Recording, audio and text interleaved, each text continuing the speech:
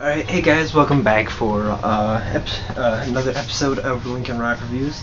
Right now we're going to be doing 1992's SAP from Alice in Chains to continue the discography.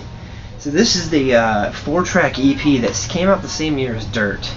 Now this one kind of gets shadowed, but has some of Alice in Chains' biggest hits. Okay, so we're going to start off with the very first track on the record. It's called Brother. This is the one that a lot of people will recognize, considering it is one of their bigger songs. But again, like I said, this entire album kind of got shadowed. I didn't even realize it came out the same year as Dirt. I thought it maybe came out in '91 instead of '92, but it did come out in '92. So this record was like that transition in style that kind of was firmly put in place with Dirt. They just had this more musically interesting style that they really started to come up with in Dirt, and I think Dirt pulled it off perfectly. And a lot of people know Dirt very well because it had all their other super major hits. Then after Brother is Got Me Wrong, which is an absolutely huge hit. It's right up there with like Man in the Box, Down in a Hole, Wood, or even like some of the other tracks off the first record. It's one of those songs that I know they play a lot, even still to this day. When I got to go see them, they did play it. They played it as one of the encore songs, actually, I believe. It was the encore was like I can't remember. I know it was Got Me Wrong, and they ended with Wood, which Wood is like one of those perfect closer tracks. We'll talk about that when we get to Dirt tomorrow. It also goes on to the third track, Right Turn. This is kind of a weirdo track for me. I don't necessarily enjoy it, but it's a decent song. Am I Inside is the last track on the record. It's their longest track on the record, with actually Right Turn being the shortest. Am I Inside is definitely, you can feel that one of those longer tracks that have that really Alice in Chainsy sound that was developed, that actually kind of in a way was developed on this record. That you could definitely hear on like their next two records. So that's the only 4 tracks on this. Like I said, it was an EP.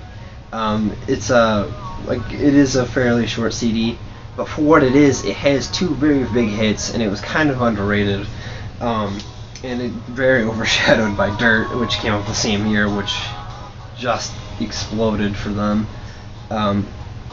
It's only about altogether like 16 minutes. Definitely, if I had to rate, if I'm rating this, it's gonna be for me an 8.5 out of 10. The other reason I say 8.5 out of 10 is I feel like they maybe could have chose a different song than Right Turn. I just feel like it kind of was a little weird of a track, which is very rare. I think there's only one other track that I think is a weird track from them, and that's on the Tripod album, which is the one where it's like yellow and it's a picture of a dog with 3 legs. I believe they call it the Tripod album, but most people just call it the self-titled album because it really didn't actually have a name on it, but I think it was kind of implied. But yeah, again, that's one of their really good records. It's called SAP. A lot of people don't really realize that Got Me Wrong and Brother even came from that record, but they both did. It's just one of those really good EPs. If you want to listen to a good acoustic-y EP that had 2 big hits and another really good track on it that was like the start of that classic Alice in Chains like sound that they developed that you heard on like Dirt and the albums after it. definitely check out that EP. There is one other EP by them, and I'll be doing that tomorrow with Dirt, which will cover basically, besides the Unplugged album, which I'll be doing the day after tomorrow. Basically, that was probably their bigger or most well-known EP out of the two. Definitely had more hits. It's called Jar of Flies. A lot of people know that one. But anyway, that's the review for Alice in Chains SAP. Tomorrow we'll be continuing the discography with Dirt and Jar of Flies, and then the next day we'll be doing I believe the Unplugged and Black Gives Way to Blue. And then after that we'll be doing Friday we should be doing their latest album with the new singer. Black Gives Way to Blue was the introduction with that album. But yep. So again, thank you guys for watching. I hope you enjoyed the review, and stay tuned tonight for my top 10 list and yesterday's Metal Monday video. So thank you guys.